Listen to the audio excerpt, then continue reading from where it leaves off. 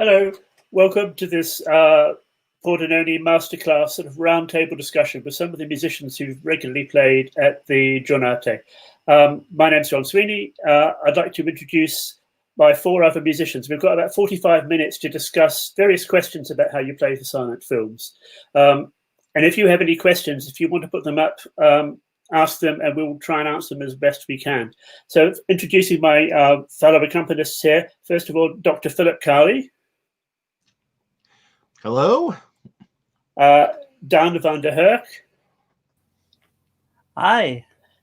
José María Serralde Ruiz. Hello. And Mauro Colombis.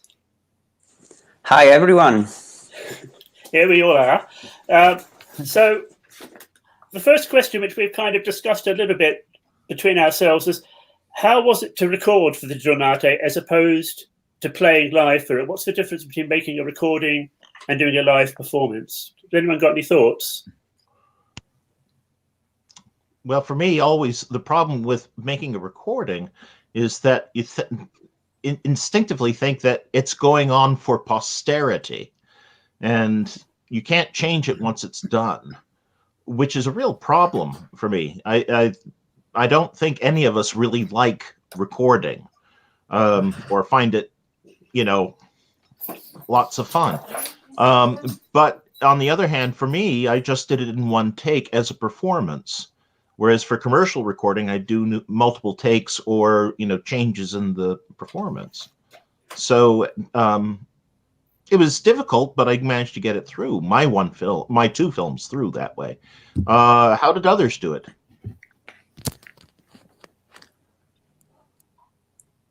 Jose, how did you find it? Oh, yeah, sorry. Jose. Well, it was pretty much you're right, Philip. I mean, no one likes to record, and especially I really hate to record the improvisational segments and improvisation, because basically I'm always having this in mind. Oh, could have been just much better that way. This project was like in the middle of having a commission and just playing right away to the film, because I was able to prepare some research and to write down some stuff, but not as much and not as less. So that was, in a sense, it was very challenging. What I did was to prepare myself. I really felt it was like a concert performance. I mean, how I solved this was just playing and practicing just lots before recording. And that was probably the most important difference, because it was a short time. We had a short deadline, so I solved it that way. And it was because it was very significant. I want to mention this. The general manager of the Mexico City Philharmonic, someone I worked with during the last 6 years, just day by day, passed away because of COVID. Just at the exact time I was preparing this. So yeah, there was a kind of outbursting like therapy in a sense. So that's like very significant for me in this precise project. Daan, you had a slightly different situation in that your films with the biograph were very short. Yes, my situation for the Giornate was a little bit different, because the music that was screened was the official recording for the DCP of the biograph. So I had the luck to have the chance to have 2 days for recordings. And since this was a completely composed score, there was no improvisation involved for me this time. And I had 2 days to record, so it was so much more comfortable for me than when I hear you guys speak, because I could do, like Philip said, several takes and pick the one that I like best. And I will even freely admit that at some points we took the first half of the first take and the second half of the second take and glued them together, as my sound engineer can so magically do. So, and that's quite different. I would probably feel exactly the same as you if it were a more improvised score, I would feel less secure probably, and I would have tried to do it in a performance style like Jose and Philip just told. That's interesting, because I know I found it, because my film was a feature film. I find this whole thing is very different from actually composing a score. If you are improvising, and when you're recording, I ended up recording using MIDI, so I could edit very easily. But I always feel the danger of doing that, of doing the score in bits, is that you lose the sense, which you always have, even if things go wrong in a live performance. You have a sense of the structure of the film, of the timing of the film, and of course you have the audience there, which gives a whole kind of different triangle which is going around in terms of playing for a film. I haven't actually listened to what I've done since I recorded it. I'll be interested on Saturday to see what I think. But I know in the past when I've recorded improvised scores, I have felt I've lost that sense of continuity and of transition and overall structure, which I would have had if I was playing live. I was going to say, John, you touched on something I was thinking of. Missing the audience has been debilitating. Because we feel, at least for me, I can sense the house behind me. Yeah. We can all sense that there's so many hundreds of people behind us, and there is an electricity that transmits to what we do. So when you're all alone in the studio just playing, you've got nobody but yourself in the picture. Yeah. And you don't have that added energy that boosts you along. Yeah. And you can't stop, of course, in the studio, which is not an option when you're playing live. Right. Mauro, how did you have a feature as well? How did you find recording for your feature?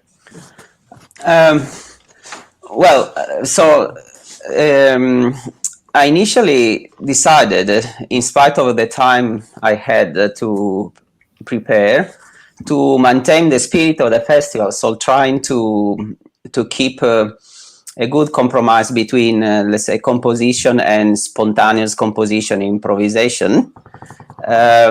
Also, this decision was due to the fact that I knew since the very beginning I had to record in one take because of technical issues. I couldn't record at home because my piano had some problems, and there were no, let's say, I had to find only a place, and people just helped me to record volunteering, so I couldn't take too much time to record in most sessions. So I just knew since the very beginning that I shouldn't have worried too much about preparing too much. I know that when we record, we always listen to ourselves, and we are probably the worst judges of ourselves. Every time we could never be satisfied. I think should we go on to another question? There's a question which I think comes out of this, which is, how do you create continuity and shape a film, and what devices do we use to try and do that? It's me, see? Yeah, it could be you. Yeah, it could be okay. Yes, maybe. One. I think one important thing when to keep the continuity of music in the film is to be able to how to say, the transformation of the theme we use. So once you decide or to use a certain music motif, to have the skills with the improvisation to modify in many times this musical idea, so that it can be presented in more situations and also very different situations. For instance, let's say the transformation between major and minor of the same idea could change completely the meaning of the images we see, or it's required by the images, by the way. and or other time we can use the same idea with a slow tempo or with a fast tempo, or with different dynamics. Don't know, for instance, if I play something loud, could be related to something we see in this moment, but if I play softly or with other nuances, it could be just something we remember that comes from the past. So I think, and anyway, a very little cell musical material can be expanded in many times to give continuity to the music material inside the film we are accompanying. But for creating shape, it's an interesting business because it's, for me, multi-textured. Because I look at how, first thing is acquiring all the information. And I think, John and I talked about this before, is what the structure is what the film is in the context of the country, how long it is. If it's complete, which actually cropped up in yesterday's discussion concerning when lights are low.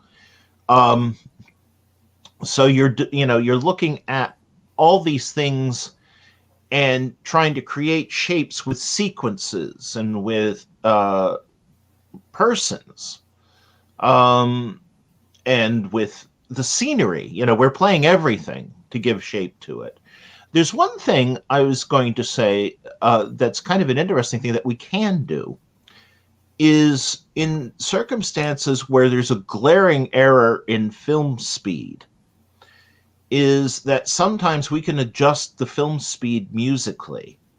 I found that to be, I've had to play films from the teens in the United States at venues which could only project at 24, and they're running films that should run at about 19, but then you start thinking in bigger forms, more enveloping structures.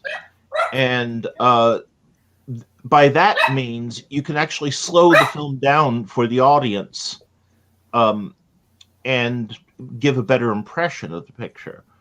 But putting it together and having, if you can pull them off, as Mauro said, and I've heard Neil say, if you can come up with themes, leitmotifs, linking structures, and all of this has to be processed like that. We're going so fast. It makes it, then you can give some unity to an improvisation. Anyone else with thoughts? Yes. Well, what I usually do when if I can watch the film before, is that I can sometimes I try to do a sketch, a kind of map of where is it going, just to divide the development, just to not get surprised with the film. But if I haven't watched the film, I usually draft musical ideas, probably leitmotifs. You never know whether you're taking as leitmotif or not, because if you haven't seen the film, you're already building up.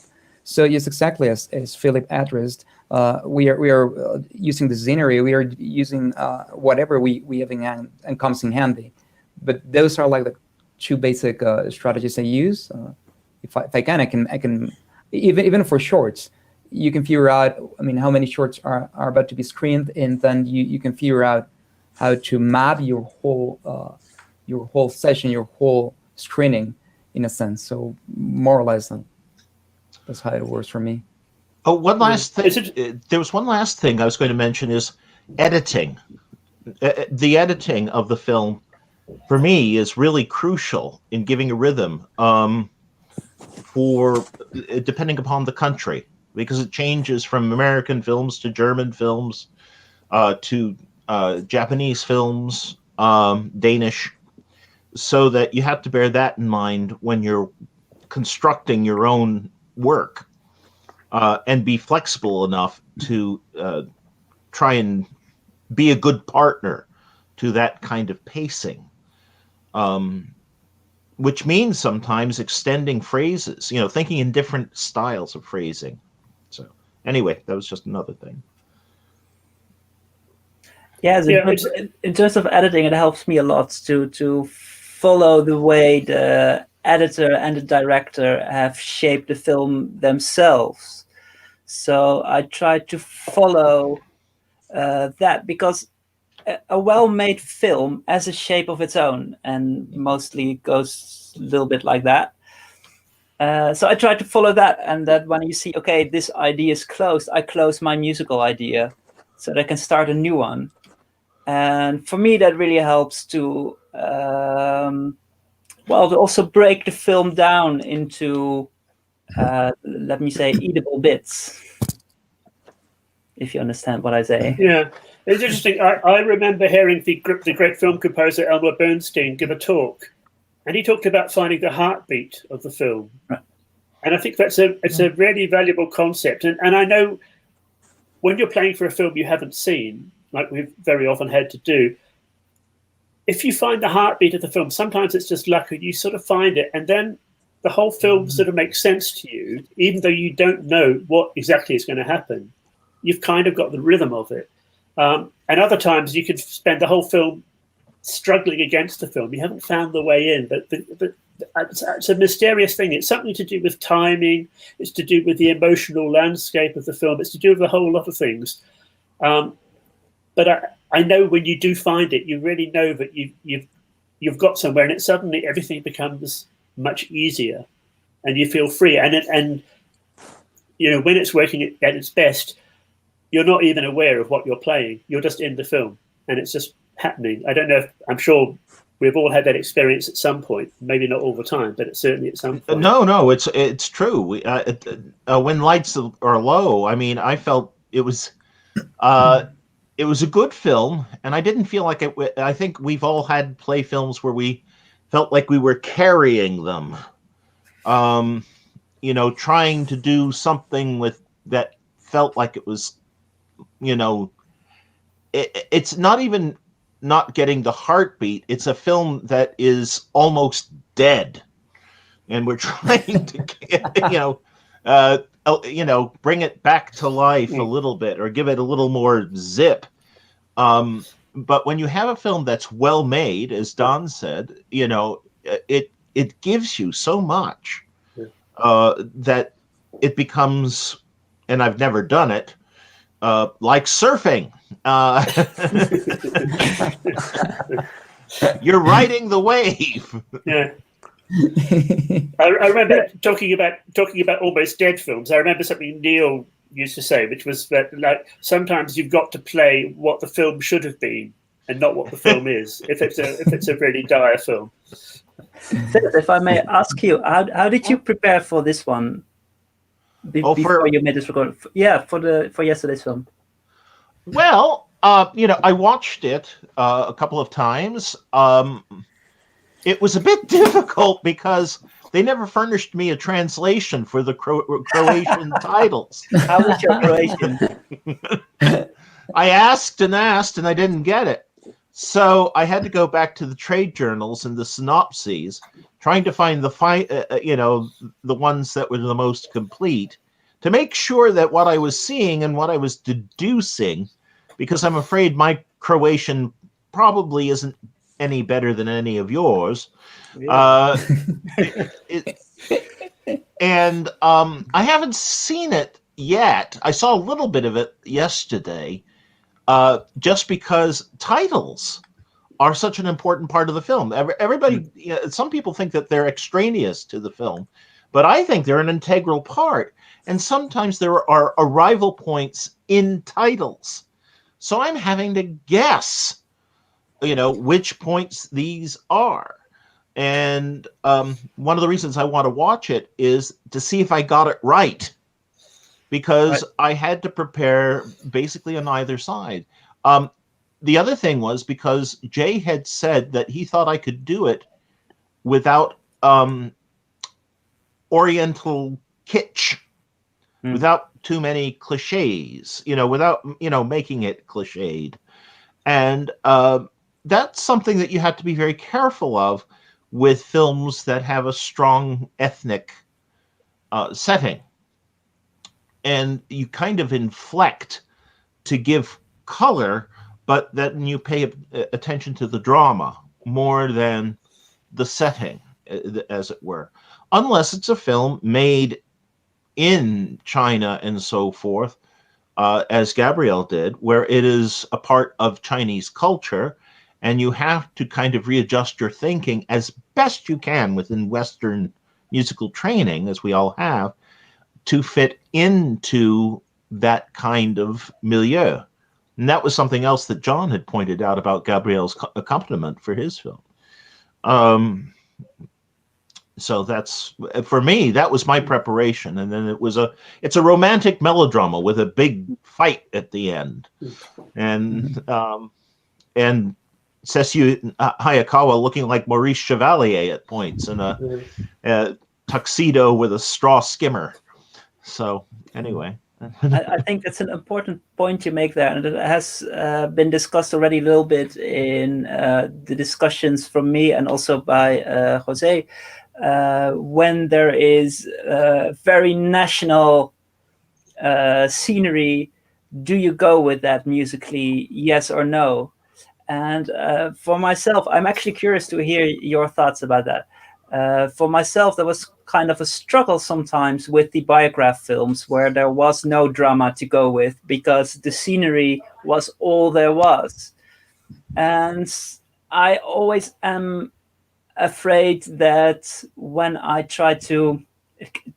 Some of these folk music themes, they are so embedded in the culture of these countries that I feel like I'm only imitating. I almost feel like an imposter trying to copy that. And I'm always afraid that I might offend someone accidentally by playing it wrong. So I saved those bits for the last, and until the deadline really came, well, I had to come up with something. And I'm curious about your thoughts. I remember one last thing I would like to say about that. I remember the Malta film. Was a longer one. It was a beautiful shot of Malta from the sea. And I started to listen to Maltesian, is that the correct word? Maltesian traditional music.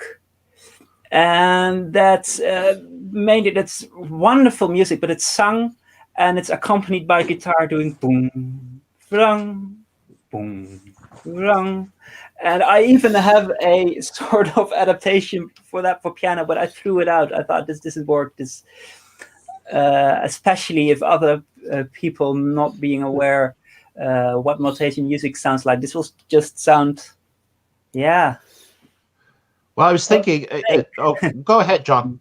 Yeah. So now I'm just going to butt in here because I've actually done that film as well because we did it as part of the Great Victorian program we did in London.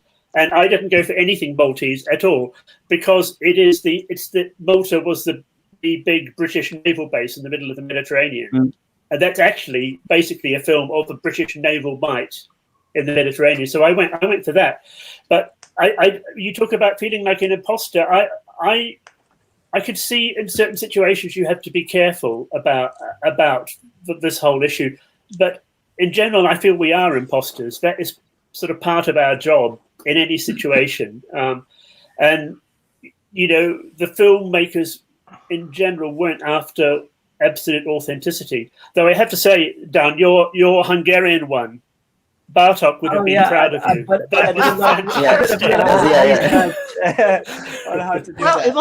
Let's not think of ourselves as imposters. As much as anybody on the screen, we are actors.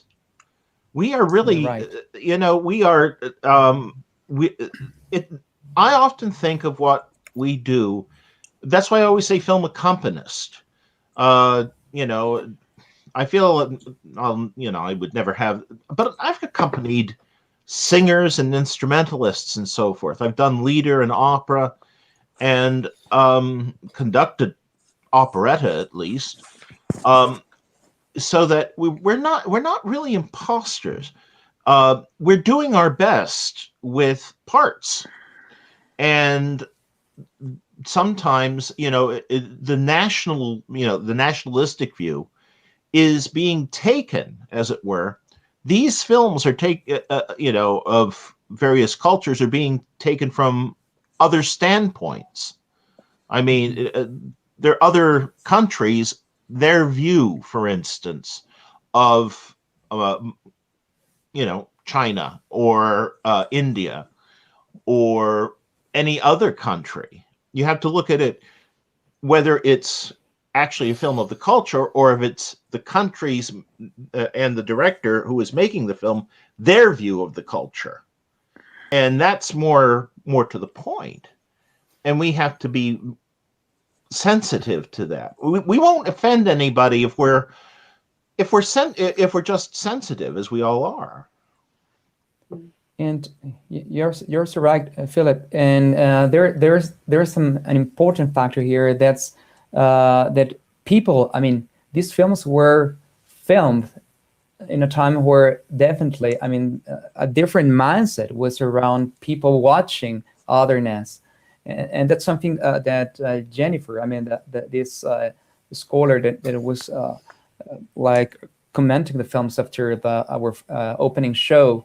Addressed at her book, and I really thought, for instance, this was an interesting decision for me. For instance, in the Cairo film, this fashion film I played for this time, and I began like shooting ideas around this Egyptian-like music, which is Egyptian. What's Egyptian like? That's really false.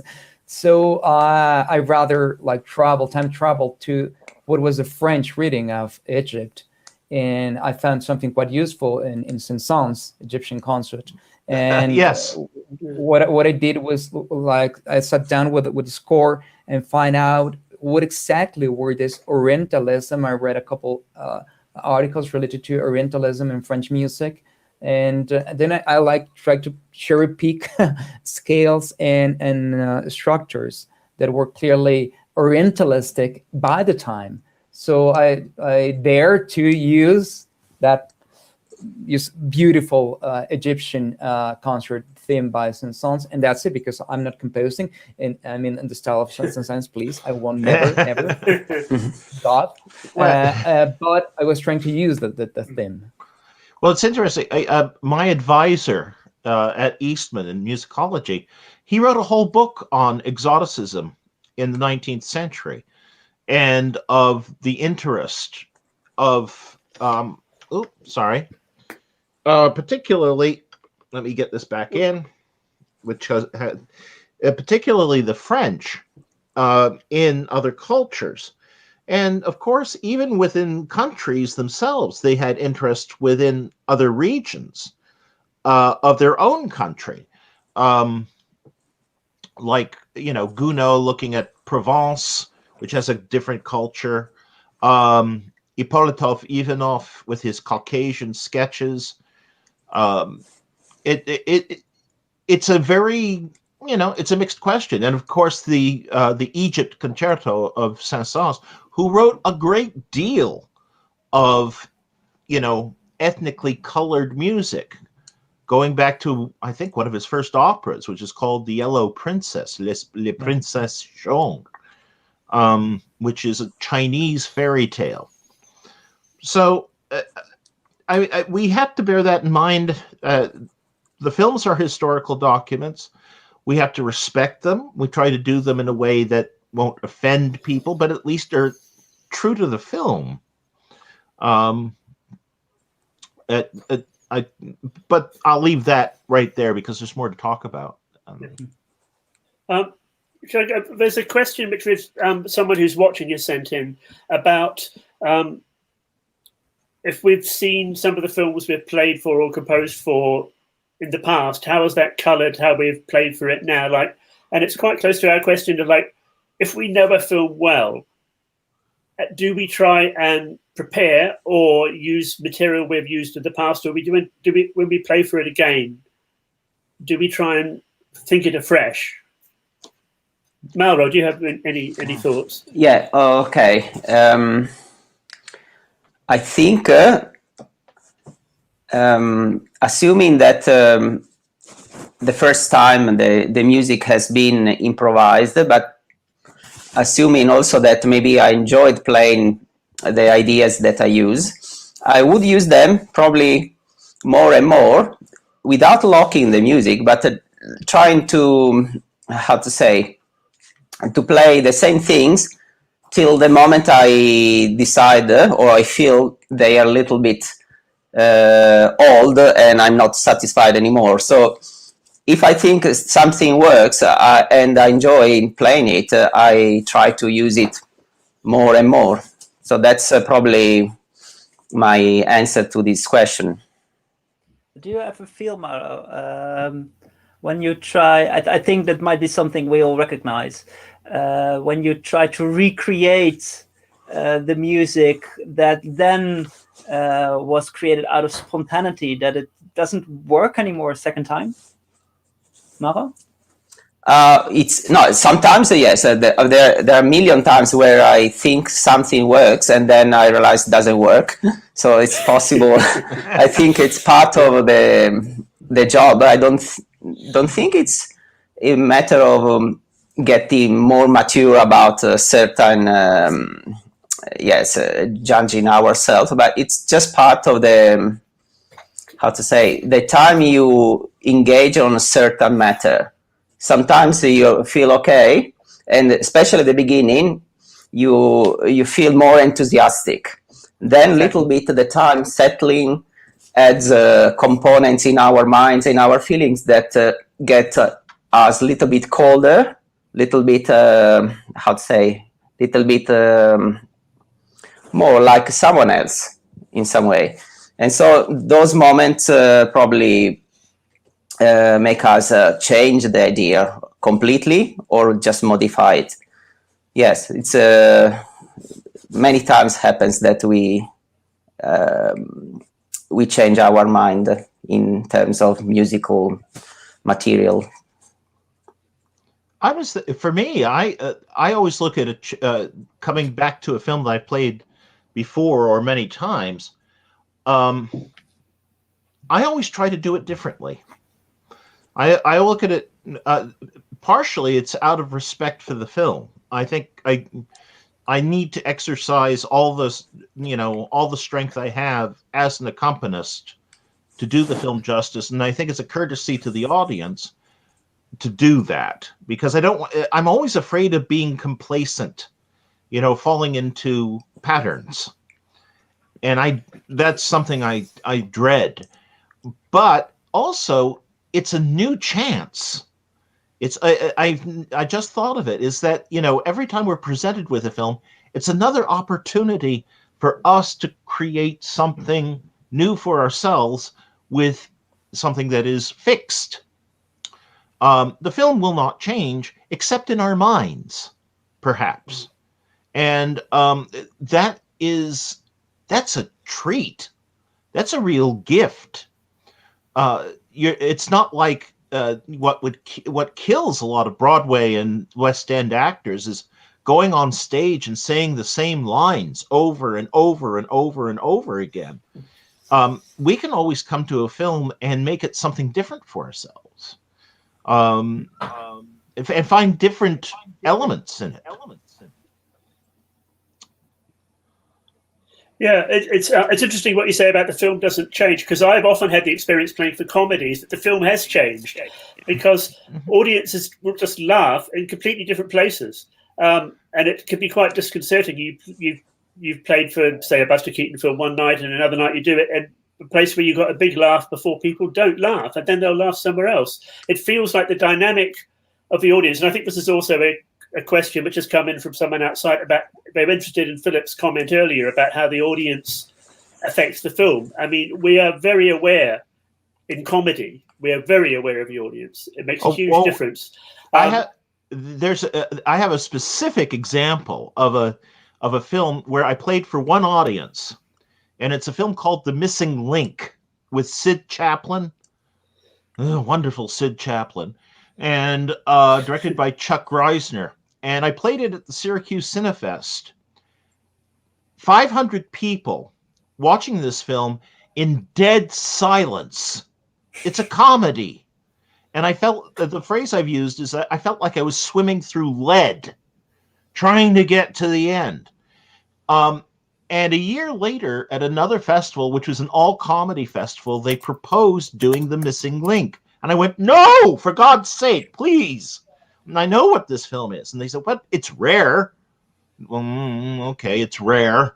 There's a good reason. And but they were insistent. And I said, okay, if you program it, because there were several accompanists. It was me, Ben Medell, and Andrew Simpson. I said, I'd like to play it. I really want to play it for the audience. And the audience ate it up. They just went crazy for this thing. And I still think it's a stupid film. But it is a different audience. And the film was different for them than it was for this show me audience in Syracuse. The audience in Syracuse needed to be shown that it was good. The audience in Washington, D.C., where I played it the second time, was really expecting it to be good, and they wanted it to be good, and they were on the film side to begin with. So, yeah, that's very true. And I mean, even in non-comedies, you can really feel the audience's attention, and that you're in the whole experience together. Anyone else have any experiences along these lines? Yeah, I was thinking about precisely this set of very short set of Mexican silent films. There are only 4 feature films, so I've been playing them like during the last 20 years, time after time. And I have a trick with that. Whenever I'm asked to play that again and again and again and again, I usually try to call friends, call my people in my ensemble, or just revisit the films in any possible way. Because as you said, Philip, you're so right. We are always tempted to get into the formula, especially with films we have played like plenty of times, and that's precisely one of a kind of back sign, you can use. You must force yourself to revisit the film or revisit the material, and that's related precisely with audiences. Audiences are very useful to revisit. I mean, when you're revisiting a film, you're sensing the whole. That's true. You're sensing the audience. And it's so amazing. For instance, I went through that same thing, especially with this film Tepeyac, which is a Mexican silent film recently issued in a DVD set, which is quite nice. And the point was that it was so fun because whenever that film is presented to very young audiences, they're always laughing about special effects of miracles and the Virgin appearing, and so it's almost unbearable. You don't have an idea, but I mean, when you're watching to this Virgin's miracle in Tepeyac, which is that's how the film develops, then you get to this climactic moment, and everyone's laughing. That makes you immediately readdress and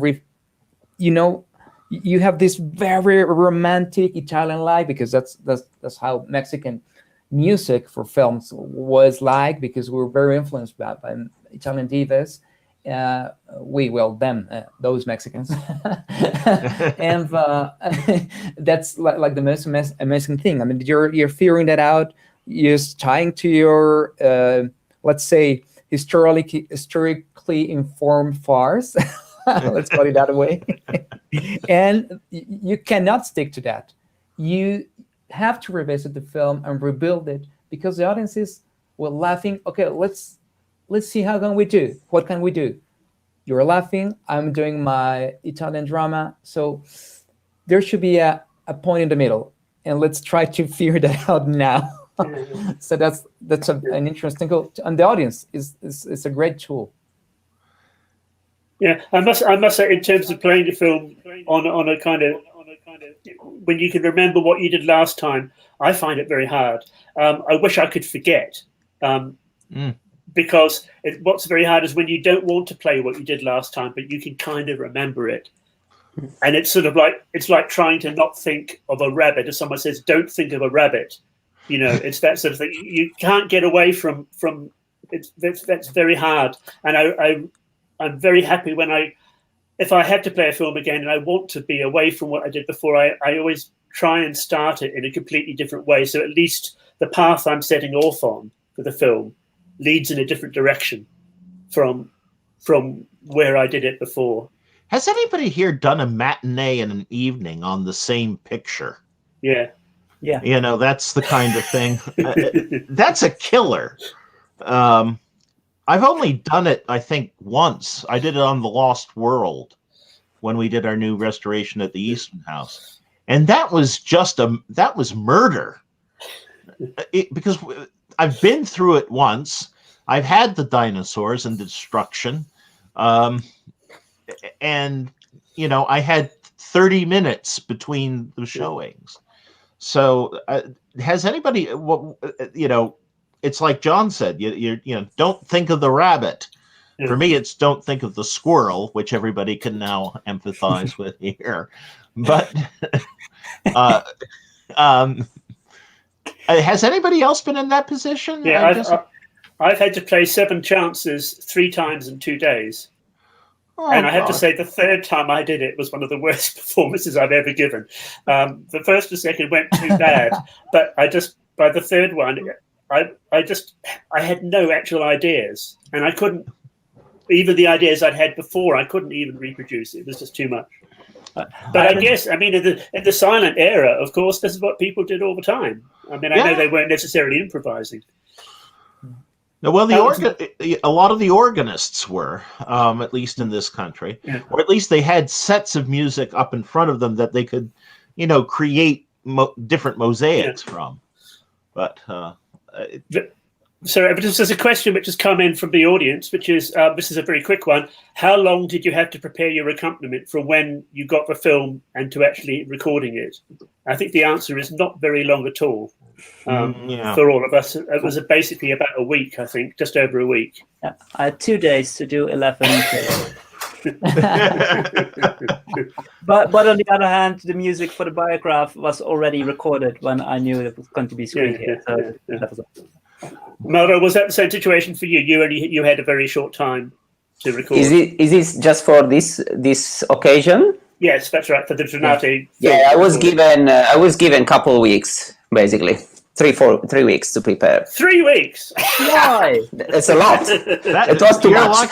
I didn't have 3 weeks. They must like you better, yeah.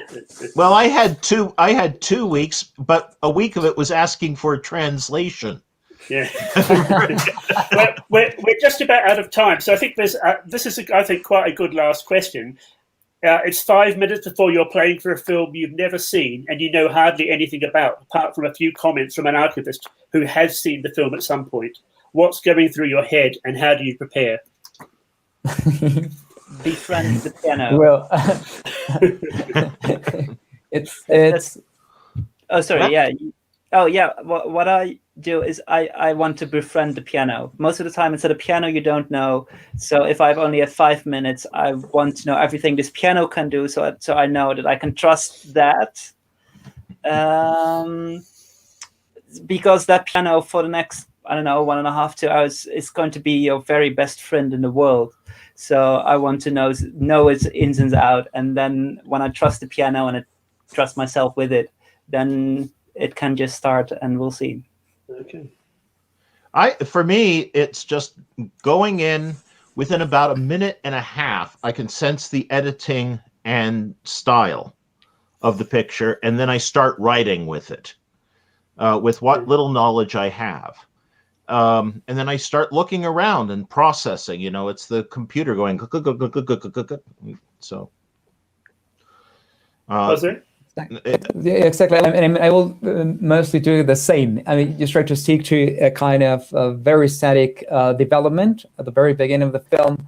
The very, I mean, 5 minutes. I'll use my mind and try to just calm down. That's how I use those 5 minutes, and then just stick to a very like static development at the beginning of the film, and then get into it. And as Philip says, you just begin writing and developing. Meanwhile, I mean, I think for me, I'd try and spend that 5 minutes thinking about any fragments of knowledge I've got from anyone about the film, and also just thinking of something to start with, the titles. So that I start with something definite. So I'm not starting with something which is very kind of like, I don't know what's going on here, because I think that's never a good look or sound. I remember for anything. The first minute before the film starts, my hand goes like, no. Yeah.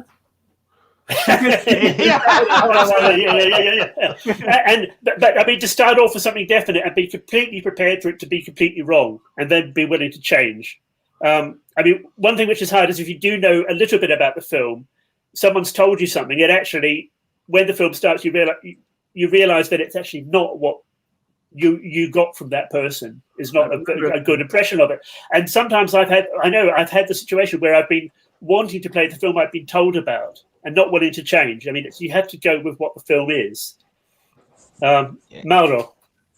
Well, yes, usually, at least I try to think of a music theme to start with and then adapt to the film gradually, possibly as soon as possible.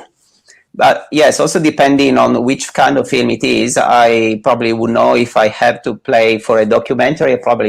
It's probably easier to start because sort of neutral music, let's call it in this way. But if it's a feature film, also we would know if it's a drama, if it's a comedy.